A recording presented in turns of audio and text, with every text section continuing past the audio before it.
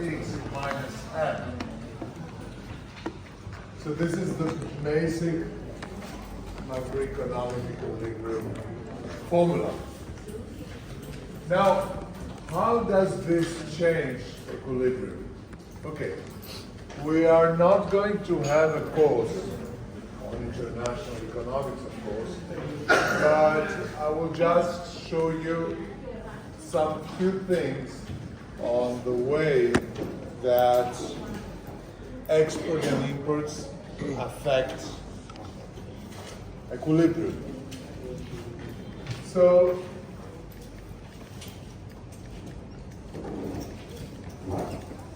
let's go to this one. And so once again here you have y is equal to df. So you have all the possibilities of multiple equilibria. And what you have, let's imagine this situation here, CO plus I plus G.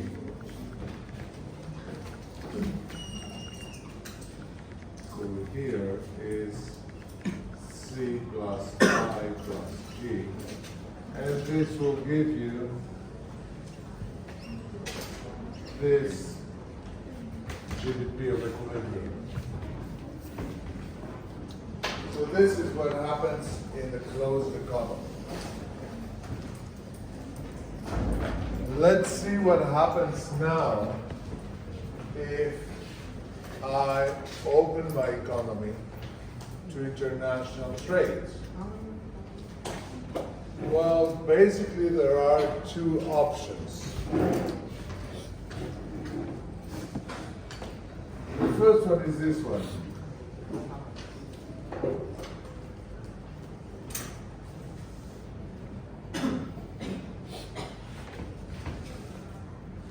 C plus I plus G plus x minus n for x higher than n. So this is when you have a positive trade balance. And this will lead to y1. So this leads to a higher production. The other possibility is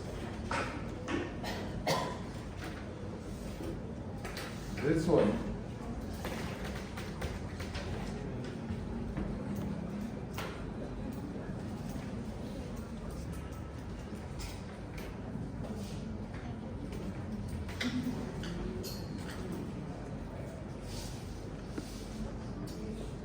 Where you have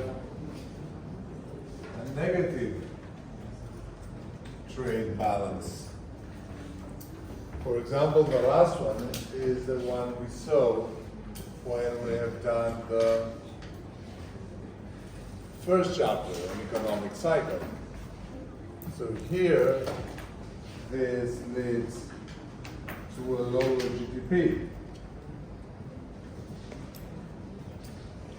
Basically, it's quite technical. I mean, you can see it here. If M is more important than X, then Y goes down. If X is higher than N, then Y goes up. Okay? So a positive trade balance positively affects GDP. A negative trade balance negatively affects GDP. Of course,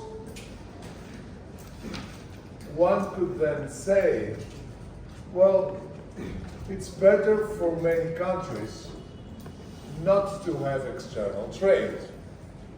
For all the countries that have a negative trade balance, it's better to close themselves to international trade. And this could be the case of Vietnam. Well, of course, the answer is no. This is not a good solution. Because you need inputs to have growth. You need to import petrol, you need to import machines, you need to import computers. So, although this is the situation of Vietnam, negative trade balance, which means that this leads to a lower GDP, it's not possible to step out of international trade. Okay? But what it's good is try to improve. For example, China went from this situation to this situation. This is China's story within 20 years, a little bit more, 30 years. They had, in the 80s and the 90s, China had a very negative trade balance. Around 2000, they started having a positive trade balance, and now they have a very positive trade balance.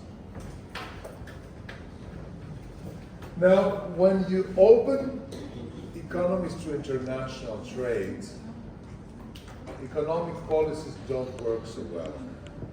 Why? Well, for public expenditure policy, the problem is that if public expenditure increases, first, this increase can increase Y, but it will also increase inputs. Moreover, the multiplier effect is becoming 1 to 1 minus C plus M. So the multiplier effect is more efficient, where small m, the small m, this one here, is the marginal rate of inputs. This small m, marginal rate of inputs, shows you how much inputs variate when GDP changes. Let me give you an example. Every time you win, let's say $100,000 more, you use that money to consumption. What part of this 100,000 goes to consumption of imports? And what part of this 100,000 goes to consumption of national products? Okay? Usually, economies, when they develop, they go towards more imported goods. Let me give you an example. As I said, I started having courses in Vietnam 10 years ago. 10 years ago, many students didn't have a cell phone. There were students without a cell phone. Now all the students have a cell phone. 10 years ago, there was not one single student with a computer or an iPad. Now many students have a computer or an iPad. But this, of course, are imported goods. Cell phones, computers, which means that as the level of income increases, the number of imported goods increases more quickly. So public expenditure policy doesn't work so well. When it comes to monetary policy, increase L, well, this leads to inflation, and this leads to a loss of competitiveness.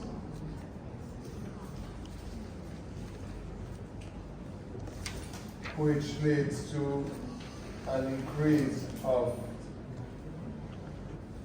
trade deficits.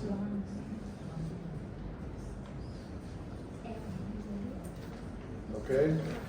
So, opening your economy makes public policies less effective.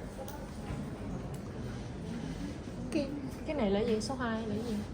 So if you increase L, this is L. L. We saw that in investment. L is the supply of money from the central bank. Look at the courses yesterday. Look what we've done yesterday in the last Ở hour. đây có chữ L hả? Investment. Thầy đâu có chữ L đâu. L is there in red. Đâu? The vertical one. Yeah. Here. S-O-L. L. This is an L. The red one. Yes, this Here. one. Yes. Là chữ L à? L. L. Cái biểu đồ mà có màu In M2, màu á. investment, public supply is an L.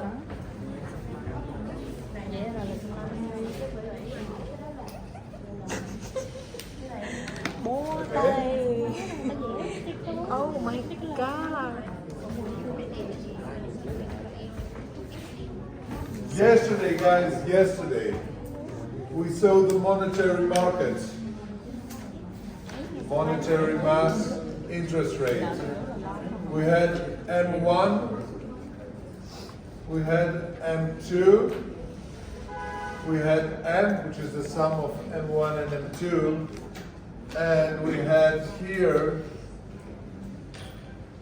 L. L. Okay, which is What does money money? Monetary. supply from the central bank. This is the monetary policy. This is what you have here.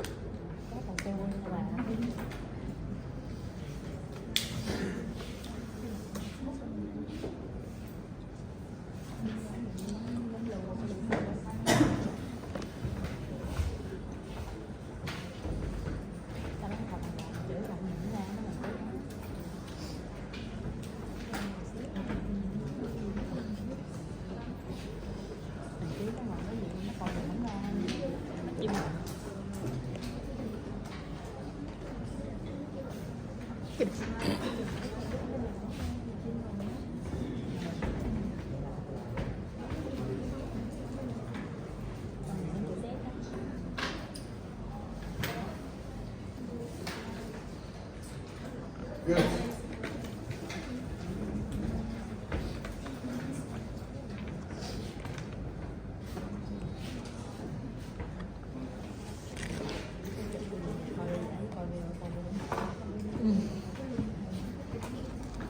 Ai chụp cái này lại cho.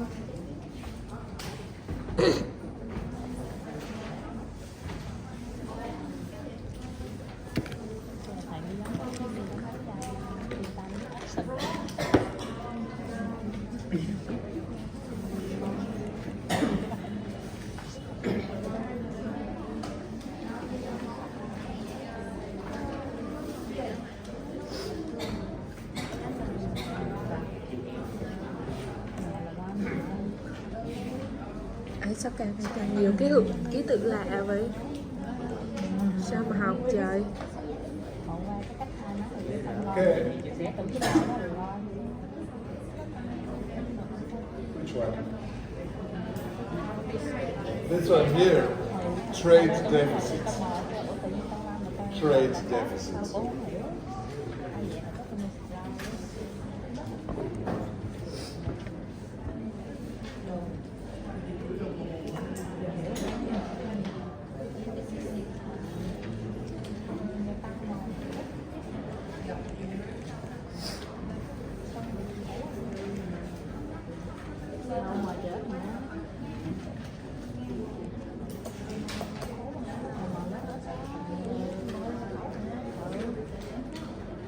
Okay, can I erase?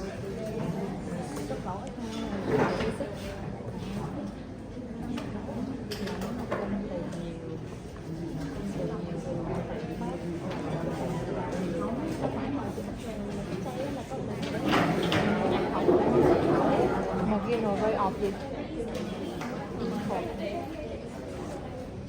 Lớp mà chứ tăng mà chết mà cái lớp không đó khẩu rồi cái đi giao thương cái này là cái phần khẩu tăng khẩu. Okay. Let us see now. So what we've done, chapter 1, Qua chapter 4 đó. then we, Cái này là gì sẽ vô hả? chapter 2,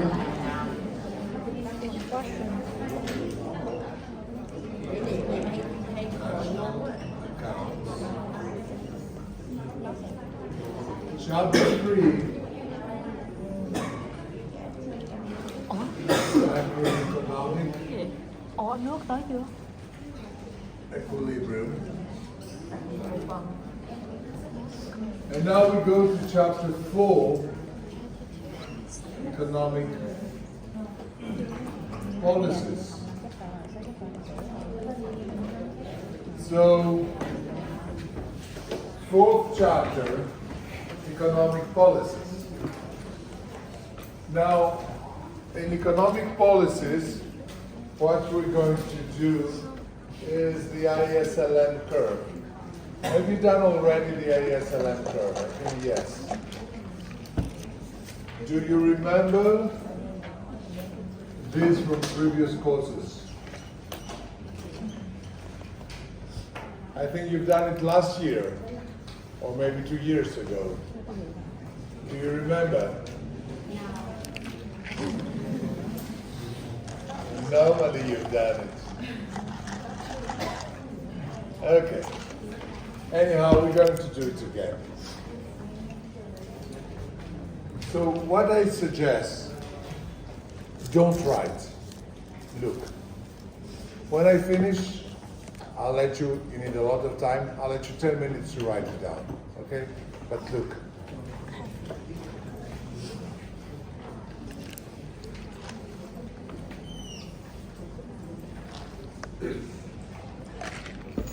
Đợi người ta sẽ cắt ra.